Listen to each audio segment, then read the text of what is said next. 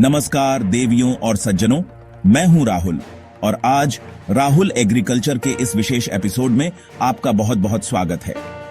आज हम एक ऐसे विषय पर चर्चा करने जा रहे हैं जो हमारी कृषि परंपराओं की जड़ों से जुड़ा है। एक ऐसी पद्धति जो सदियों से हमारे आदिवासी समुदायों के जीवन का आधार रही है। जी हां, हम बात कर रहे हैं स्थानांतरण कृषि की, जिसे हम झूम खेती, पोड़ू या बेवर जैसे कई स्थानीय नामों से जानते हैं। यह सिर्फ एक खेती का तरीका नहीं, बल्कि एक पूरी जीवन शैली है, एक संस्कृति है जो पीढ़ी दर पीढ़ी चली आ रही है। इसमें जमीन के एक टुकड़े पर मौजूद जंगल को साफ करके उसे जलाकर उसकी राख में बीज बोए जाते हैं और कुछ वर्षों तक फसल ली जाती है। यह पद्धति उस समय विकसित हुई जब भूमि की कोई कमी नहीं थी और जनसंख्या का दबाव भी कम था। यह प्रकृति के साथ सह अस्तित्व का एक तरीका था, जहां किसान कुछ समय के लिए जमीन का उपयोग करते और फिर उसे दोबारा प्राकृतिक रूप से हरा भरा होने के लिए छोड़ देते थे। इस प्रक्रिया में जली हुई वनस्पति की राख मिट्टी को तात्कालिक पोषक तत्व प्रदान करती थी, जिससे शुरुआती कुछ फसलें अच्छी होती थीं। यह एक चक्र था, एक लय थी जो प्रकृति और इंसान के बीच एक नाजुक संतुलन पर आधारित थी। इसने सदियों तक अनगिनत समुदायों का भरण पोषण किया है और उनकी सांस्कृतिक पहचान का एक अभिन्न अंग बनी हुई है।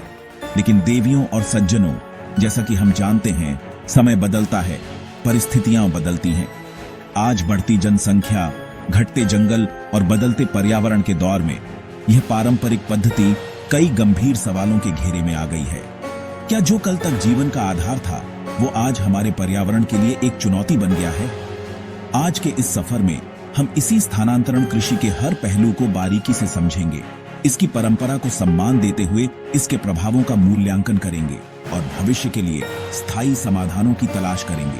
तो चलिए मेरे साथ इस ज्ञानवर्धक यात्रा पर और जानते हैं इस प्राचीन कृषि पद्धति की पूरी कहानी। तो चलिए इस प्रक्रिया को समझने के लिए हम इसके सबसे पहले और महत्वपूर्ण चरण पर आते हैं, और वो है वनस्पति का विनाश। कल्पना कीजिए एक घना जंगल जहां ऊंचे ऊंचे पेड़, झाड़ियां और अनगिनत छोटे छोटे पौधे एक साथ पनप रहे हैं। स्थानांतरण कृषि की शुरुआत इसी घने जंगल के एक हिस्से को चुनकर उसे साफ करने से होती है। किसान अपने पारंपरिक औजारों जैसे कुल्हाड़ी और दाव से पेड़ों और झाड़ियों को काट डालते हैं। यह एक बहुत ही श्रमसाध्य कार्य होता है, जिसमें पूरा समुदाय मिलकर हिस्सा लेता है। काटे गए पेड़ों और वनस्पतियों को कुछ समय तक उसी जमीन पर सूखने के लिए छोड़ दिया जाता है। जब यह वनस्पति अच्छी तरह सूख जाती है तो फसल बोने के ठीक पहले इसमें आग लगा दी जाती है। यह आग उस पूरे क्षेत्र को साफ कर देती है और पीछे रह जाती है सिर्फ राख की एक मोटी परत। इस प्रक्रिया को स्लैश एंड बर्न यानी काटो और जलाओ तकनीक भी कहा जाता है। ऊपरी तौर पर देखें तो यह जमीन को खेती के लिए तैयार करने का एक त्वरित और प्रभावी तरीका लगता है। जली हुई वनस्पति की राख में पोटाश जैसे पोषक तत्व होते हैं जो मिट्टी की ऊपरी सतह को उपजाऊ बना देते हैं। लेकिन देवियों और सज्जनों, इस आग की लपटों में सिर्फ सूखी लकड़ियां ही नहीं जलती, बल्कि उस जमीन पर मौजूद संपूर्ण वनस्पति आवरण, छोटे छोटे जीव जंतु और मिट्टी के लिए फायदेमंद सूक्ष्म जीव भी नष्ट हो जाते हैं। अब जब जमीन साफ हो चुकी है और राख बिछ चुकी है तो किसान मानसून की पहली बारिश का इंतजार करते हैं। बारिश के साथ ही राख मिट्टी में मिल जाती है और फिर शुरू होता है बुआई का काम।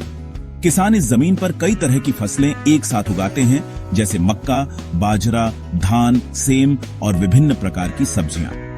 यह मिश्रित खेती उनकी खाद्य सुरक्षा सुनिश्चित करती है।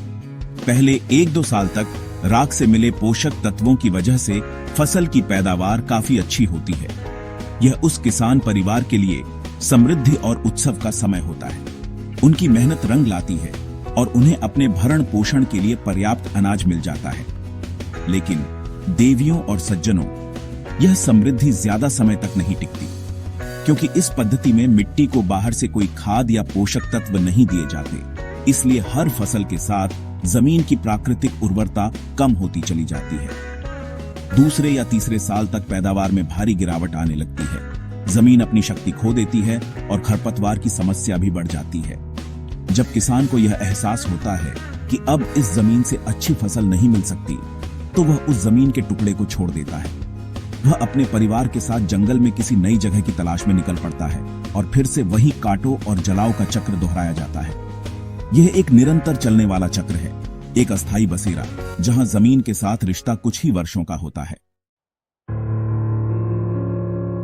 अब एक बहुत ही महत्वपूर्ण सवाल उठता है, ऐसा क्यों होता है कि कुछ ही सालों में लहलहाती फसल देने वाली जमीन बंजर होने लगती है?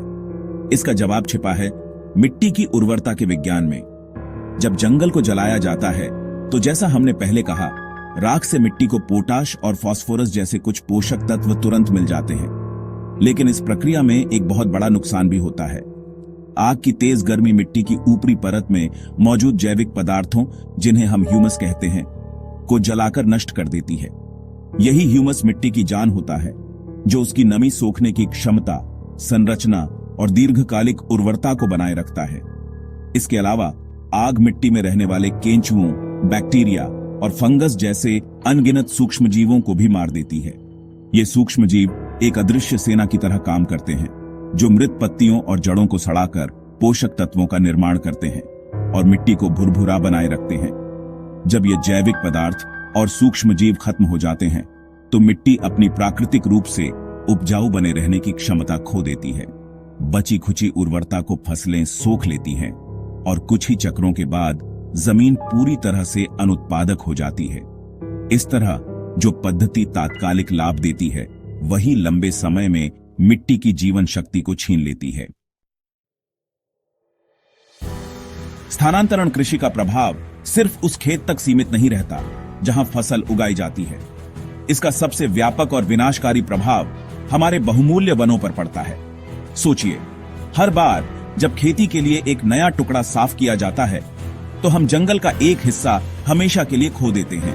पहले के समय में जब जनसंख्या कम थी और खेती का चक्र लंबा होता था, यानी एक जमीन को 15 से 20 साल के लिए खाली छोड़ा जाता था, तो जंगल को दोबारा पनपने का पूरा मौका मिल जाता था। लेकिन आज बढ़ती आबादी के दबाव के कारण यह चक्र छोटा होकर महज 3 से 5 साल का रह गया है। इतने कम समय में जंगल पूरी तरह से विकसित नहीं हो पाता। नतीजा यह होता है कि घने पुराने जंगलों की जगह कमजोर झाड़ीनुमा वनस्पति ले लेती है। यह प्रक्रिया धीरे धीरे पूरे जंगल को नष्ट कर देती है, जिसे हम वनोन्मूलन या डिफॉरेस्टेशन कहते हैं। जंगल सिर्फ पेड़ों का समूह नहीं होते, वे एक पूरा पारिस्थितिकी तंत्र होते हैं। अनगिनत प्रजातियों के जीव जंतुओं, पक्षियों, कीड़े मकोड़ों और औषधीय पौधों का घर। जब जंगल कटते हैं तो इन सभी का आश्रय छिन जाता है। इससे हमारी जैव विविधता को भारी नुकसान पहुंचता है। कई प्रजातियां विलुप्त होने की कगार पर पहुंच जाती हैं और प्रकृति का नाजुक संतुलन बिगड़ जाता है। जब किसी ढलान वाली भूमि पर से जंगल को साफ कर दिया जाता है, तो हम अनजाने में एक और बड़ी समस्या को न्योता दे देते हैं, और वो है मिट्टी का क्षरण या सॉइल इरोजन। जंगल में पेड़ों की जड़ें एक जाल की तरह मिट्टी को कसकर पकड़े रहती हैं। पेड़ों की पत्तियां और घना वनस्पति आवरण बारिश की तेज बूंदों को सीधे जमीन पर पड़ने से रोकते हैं, जिससे पानी की गति धीमी हो जाती है और वह धीरे धीरे जमीन में समा जाता है। ये एक प्राकृतिक सुरक्षा कवच की तरह काम करता है, जो मिट्टी को अपनी जगह पर बनाए रखता है। लेकिन जब इस सुरक्षा कवच को हटा दिया जाता है, तो जमीन पूरी तरह से असुरक्षित हो जाती है। मानसून की तेज बारिश की बूंदें सीधे नंगी मिट्टी पर पड़ती हैं और उसकी ऊपरी उपजाऊ परत को अपने साथ बहा ले जाती है। यह उपजाऊ मिट्टी बहकर नालों और नदियों में चली जाती है, जिससे न सिर्फ खेत अपनी उर्वरता खो देता है, बल्कि नदियों में गाद भी जमा हो जाती है, जो बाढ़ का कारण बन सकती है। धीरे धीरे पूरी की पूरी ऊपरी परत बह जाती है और नीचे की कठोर चट्टानी जमीन बाहर आ जाती है, जो खेती के लिए किसी भी काम की नहीं रहती। इस तरह मिट्टी का क्षरण जमीन को स्थायी रूप से बंजर बना सकता है। देवियों और सज्जनों, वनों का हमारे जीवन में महत्व सिर्फ लकड़ी या जैव विविधता तक ही सीमित नहीं है। वे हमारे जल चक्र को नियंत्रित करने में भी एक अहम भूमिका निभाते हैं। जंगल एक विशाल स्पंज की तरह काम करते हैं। वे बारिश के पानी को सोखकर जमीन के अंदर पहुंचाते हैं, जिससे भूजल स्तर बना रहता है। यही भूजल बाद में हमारे कुओं, झरनों और नदियों को साल भर पानी की आपूर्ति करता है। इसके अलावा पेड़ अपनी पत्तियों से वाष्पोत्सर्जन की प्रक्रिया द्वारा बड़ी मात्रा में जलवाष्प वायुमंडल में छोड़ते हैं। जो बादलों के निर्माण और बारिश होने में मदद करता है। जब हम बड़े पैमाने पर जंगलों को काटते हैं तो हम इस पूरे जल चक्र को बाधित कर देते हैं। पेड़ों के बिना बारिश का ज्यादातर पानी जमीन में सोखने के बजाय सतह पर बहकर बर्बाद हो जाता है, जिससे भूजल का पुनर्भरण नहीं हो पाता। इससे धीरे धीरे झरने और नदियां सूखने लगती हैं और पानी का संकट पैदा हो जाता है। इसके साथ ही वाष्पोत्सर्जन में कमी आने से स्थानीय मौसम पर भी असर पड़ता है। बारिश की मात्रा और समय में अनिश्चितता बढ़ जाती है, जिससे कभी सूखा तो कभी बाढ़ जैसी चरम मौसमी घटनाओं का खतरा बढ़ जाता है। इस प्रकार जंगल काटने का असर हमारी पानी की उपलब्धता पर भी सीधा पड़ता है। तो अब तक हमने स्थानांतरण कृषि से जुड़ी समस्याओं को विस्तार से समझा, लेकिन देवियों और सज्जनों, हर समस्या अपने साथ एक समाधान की संभावना लेकर आती है। यहां सवाल यह नहीं है कि हम इस पारंपरिक पद्धति को पूरी तरह से खत्म कर दें, बल्कि यह है कि हम इसे कैसे बेहतर और टिकाऊ बना सकते हैं। इसका जवाब है स्थायी कृषि पद्धतियों को अपनाना। स्थायी कृषि का मतलब है खेती करने के ऐसे तरीके खोजना जो पर्यावरण के लिए सुरक्षित हों, किसानों के लिए आर्थिक रूप से फायदेमंद हों और सामाजिक रूप से स्वीकार्य भी हों। इसके तहत किसानों को एक ही स्थान पर स्थायी रूप से खेती करने के लिए प्रोत्साहित किया जा सकता है। इसके लिए सीढ़ीदार खेत बनाना एक बेहतरीन उपाय है, खासकर पहाड़ी ढलानों पर। सीढ़ीदार खेत बनाने से मिट्टी का कटाव रुकता है और पानी भी खेत में ही बना रहता है। इसके साथ ही जैविक खाद जैसे गोबर की खाद और केंचुआ खाद का उपयोग करके मिट्टी की उर्वरता को लंबे समय तक बनाए रखा जा सकता है। इन पद्धतियों को अपनाने से किसान को बार बार जगह बदलने की जरूरत नहीं पड़ती और वह एक ही जमीन से सालों साल अच्छी पैदावार ले सकता है, वो भी पर्यावरण को बिना कोई नुकसान पहुंचाए। स्थायी कृषि के साथ साथ हमें वनों के संरक्षण और प्रबंधन पर भी उतना ही ध्यान देना होगा। यदि हम चाहते हैं कि हमारे जंगल बचे रहें, तो हमें सिर्फ पेड़ काटने से रोकने पर ही नहीं, बल्कि नए पेड़ लगाने पर भी जोर देना होगा। इसके लिए एग्रोफॉरेस्ट्री यानी कृषि वानिकी एक बहुत ही कारगर तकनीक है। इस पद्धति में किसान अपने खेतों की मेड़ों पर या खेतों के अंदर ही फसलों के साथ साथ पेड़ भी लगाते हैं। ये पेड़ न सिर्फ मिट्टी को कटाव से बचाते हैं, बल्कि हवा से नाइट्रोजन लेकर मिट्टी को उपजाऊ भी बनाते हैं। साथ ही इन पेड़ों से किसानों को फल, लकड़ी, चारा और अन्य उत्पाद भी मिलते हैं, जिससे उनकी आय में वृद्धि होती है। इसके अलावा जिन क्षेत्रों में स्थानांतरण कृषि के कारण जंगल नष्ट हो चुके हैं, वहां सामुदायिक भागीदारी के माध्यम से पुनर्वनीकरण कार्यक्रम चलाए जाने चाहिए। स्थानीय प्रजाति के पेड़ लगाकर उन खाली पड़ी पहाड़ियों को फिर से हरा भरा किया जा सकता है। सरकार और गैर सरकारी संगठनों को मिलकर ऐसी नीतियां बनानी चाहिए जो वनों पर निर्भर समुदायों को वैकल्पिक आजीविका के अवसर प्रदान करें, ताकि उनकी जंगलों पर निर्भरता कम हो सके। जब समुदाय खुद वनों के संरक्षण को अपनी जिम्मेदारी समझेंगे, तभी हम इस हरे सोने को भविष्य के लिए बचा पाएंगे। स्थानांतरण कृषि की आवश्यकता को कम करने का एक और शक्तिशाली तरीका है कृषि विविधीकरण।